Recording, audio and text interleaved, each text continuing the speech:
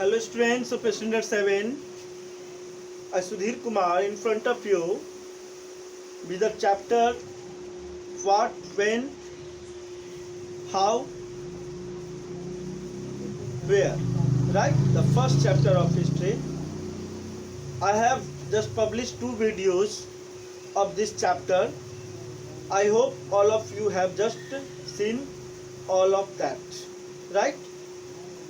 And dear students, one of the most important thing, it is necessary that to see video completely and listen whatever just shown. जब तक पूरी तरह से आप video को नहीं देखोगे तब तक आपको समझ में नहीं आएगा, और जब तक जो वीडियो आप देख रहे हो उससे पहले जो वीडियो डाला गया है उस चैप्टर का आप नहीं समझेंगे तब तक शायद आपको समझने में प्रॉब्लम होगी। हम आशा करते हैं, आई होप दैट, कि अभी तक के दोनों वीडियोज ने आपने देखा होगा, और अगर दोनों वीडियो आपने देखा होगा तो आज का वीडियो आप समझ में आएगा, आप अच्छी तरह से समझ पाओगे। ठीक है, तो एक इंस्ट्रक्शन है, एक सजेशन है, एक एडवाइस है या गाइड है, जो समझिए। सारे वीडियोज को माइन्यूटली पूरी तरह से पूरा देखें, स्किप करके नहीं, कंप्लीटली पूरी तरह से सुने, एक एक वर्ड का इम्पोर्टेंस है। ठीक है, तो डियर स्टूडेंट्स, आज हम स्टार्ट करते हैं इस चैप्टर का एक topic, how geography affects history. किसी भी प्लेस का, किसी भी कंट्री का हिस्ट्री जो है वहाँ के ज्योग्राफी से इफेक्टेड होता है। मतलब ज्योग्राफिकल कंडीशन क्या है, टेम्परेचर क्या है वहाँ पे, वेदर क्या है, ठीक है, ह्यूमिडिटी क्या है, माउंटेनरी रीजन है या हिली रीजन है, तो इन सारे सर्कमस्टांसेस पे वहाँ के रहने वाले पीपल्स का लाइफ इम्पैक्ट करता है। ठीक है, तो जब हम वेदर की बात करते हैं, हम सर्कमस्टांसेस, हम वहाँ के टेम्परेचर की बात करते हैं, वहाँ के क्लाइमेट की बात करते हैं, इसका मतलब वहाँ की ये ज्योग्राफी है, और इसी के कारण से वहाँ के पीपल्स की लाइफ स्टाइल होती है। तो इंडिया की भी बात करें तो इंडिया का हिस्ट्री भी पूरी तरह से देखा जाए तो ज्योग्राफी से काफ़ी इन्फ्लुएंस्ड है। ठीक है, आप देखोगे आगे चैप्टर्स में कि कैसे हाई माउंटेनरी रीजन्स के पासेज से कैसे आर्यंस कैसे इंडिया आए, ठीक है, कैसे अरब ट्रेडर्स आए। ठीक है, अगर वो माउंटेनरी रीजन्स नहीं होता तो वहाँ उसे वो नहीं आ पाते। मतलब देखा जाए तो ज्योग्राफी बहुत ज़्यादा इन्फ्लुएंस करता है। इतना ही नहीं, आपने देखा होगा, आपने स्टडी किया होगा स्टैंडर्ड 6 में भी, कि रिवर वैली जहाँ पे नदी था, नदी घाटी के किनारे ही सिविलाइजेशंस का डेवलपमेंट हुआ, राइट? क्यों? Because there is due to the availability of water, due to the availability of water, a lot of industries and even the agriculture just possible। क्योंकि नदी घाटी जहाँ पे थी, जहाँ नदी था, वहाँ पर लोगों के जीने के लिए, सर्वाइवल के लिए क्या था, बहुत सारी सर्कमस्टेंसेस खुद जनरेट हो जाता था, और उस जनरेट होने के कारण से पीपल जो है नदी के किनारे मतलब अपने सिविलाइजेशन को डेवलप किया। आप देखोगे एग्जाम्पल के तौर पे अभी भी बहुत सारे सिटी जो हैं वो किसी न किसी नदी के किनारे जरूर बसे हुए हैं। चाहे हम पटना की बात करें, गंगा नदी के किनारे बसा हुआ है, इलाहाबाद गंगा किनारे बसा हुआ है, संगम है वहाँ पे। उसी तरह दिल्ली यमुना नदी के किनारे बसा हुआ है, उसी तरह कलकत्ता हुगली नदी के किनारे है। तो कहने का मतलब ये है कि बहुत अलग अलग बहुत सारे नदी, बहुत सिटी जो हैं उनका डेवलपमेंट मतलब क्या हुआ है, मतलब रिवर वैलीज के पास हुआ है। तो हम लोग देखते हैं वन बाय वन कि किस तरह से ज्योग्राफी क्या करता है, हिस्ट्री को इन्फ्लुएंस करता है। हमने कुछ पॉइंट्स भी यहाँ पे लिखा है जिसको आपको नोट्स बनाने में आपको हेल्प करेगी। Dear students, geography tremendously important to history. कहीं की हिस्ट्री के लिए ज्योग्राफी का इम्पोर्टेंस बहुत ज़्यादा है। बिना ज्योग्राफिकल कंडीशन से वहाँ की हिस्ट्री को हम नहीं समझ पाएंगे। Second, it affects societies, economies, politics and culture. कैसी ज्योग्राफी है उसके आधार पे उस प्लेस की कल्चर, उस प्लेस की ट्रेडिशन, लोगों का लाइफ स्टाइल, ऑक्यूपेशंस, ये सारे डिपेंड करेंगे। अब जैसे देख लो, जब ठंडा प्रदेश जहाँ पर होगा वहाँ क्या हम लोग वुलन कपड़े पहनते हैं, जहाँ गर्म प्रदेश है, गर्मी ज़्यादा होता है, वहाँ हम लोग कॉटन्स पहनते हैं। तो कहने ये क्या हुआ, लाइफ मतलब क्लॉथिंग स्टाइल किसी पर डिपेंड किया, वहाँ के क्लाइमेट पे, राइट? लोगों का लाइफ स्टाइल ज्योग्राफी पर डिपेंड हुआ ना। Dear students, let's next point, geographical conditions influence the economical and social development. Geographical conditions, अब देखो लद्दाख में चले जाओ, लद्दाख का काफ़ी टेम्परेचर लो है, वहाँ पर मतलब क्या है, कोल्ड डेजर्ट है, वहाँ कोल्ड डेजर्ट है, वहाँ पे हमेशा बर्फ जमा हुआ होता है, जिसके कारण से वहाँ पर एग्रीकल्चर क्या होता है, नहीं के बराबर होता है, क्योंकि ज़्यादातर टाइम क्या होता है वहाँ पर इस मतलब बर्फ ही बिछा हुआ रहता है, स्नो ही रहता है छाया हुआ, ठीक है। तो इसके कारण से क्या होगा, वहाँ पर कोई प्रोडक्टिविटी होगा किसी अनाज का या कोई भी एग्रीकल्चर एक्टिविटी होगा, नहीं होगा। कहने का मतलब ये हुआ कि ज्योग्राफिकल कंडीशंस के कारण क्या होता है, वहाँ की इकोनॉमी मतलब इनकम इफेक्ट होता है।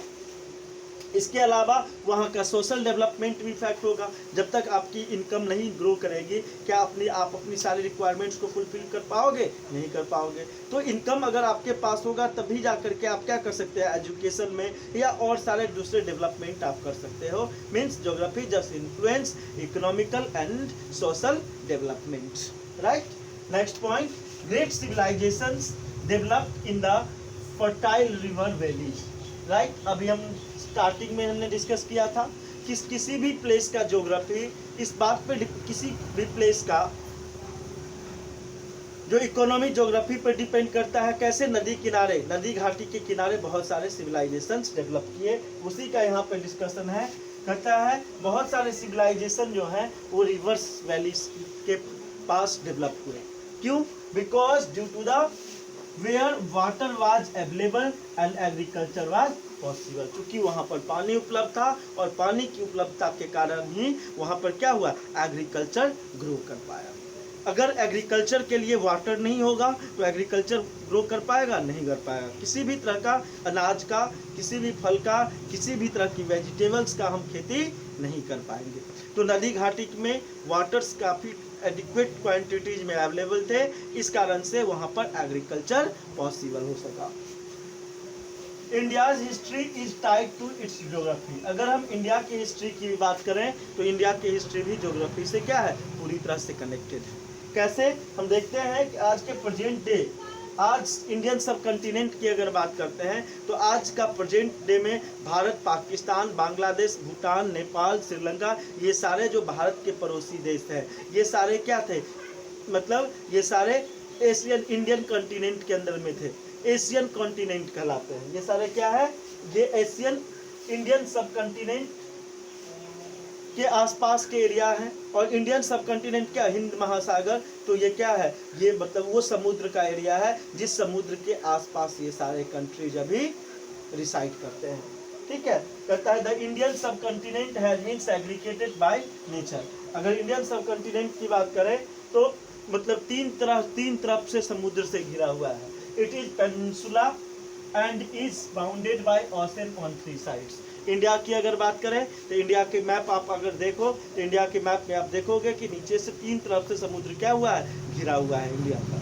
ठीक है, 3 तरफ। इसलिए इंडिया को इसको पेनिनसुला भी बोलते हैं, क्योंकि ये 3 साइड से क्या है, समुद्रों से, ओशन से घिरे हुए हैं। कहता है in north the great mountain system which separate it from rest of Asia. अगर इंडिया की मैप को आप देखोगे तो इंडिया के मैप में आप देखोगे कि नॉर्थ साइड में क्या है, ग्रेट माउंटेन सिस्टम है।